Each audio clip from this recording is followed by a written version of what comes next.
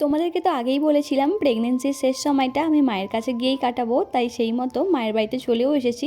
আর এখানে তো আমার সেই রকম কোনো কাজ নেই, তাই বসে বসে একটু অকাজ কুকাজ করছি আর কি। গতকাল বোন পরীক্ষা দিয়ে আসবার সময় ট্রেন থেকে যে আমলকিগুলো কিনে নিয়ে এসেছিলো সেইগুলোই কেটে নুন মাখিয়ে এখন দুজন মিলে ছাদে রোদে দিতে এসেছি। আসলে এইভাবে রোদে দিয়ে শুকনো করে রাখলে এগুলো কিন্তু বেশ অনেকদিন পর্যন্ত সংরক্ষণ করে রাখা যায়। এখন যেহেতু বাজারে আমলকির দামটা অনেকটাই কম, তাই এইভাবেই কিন্তু আমরা আমলকিগুলোকে সংরক্ষণ করে রাখি।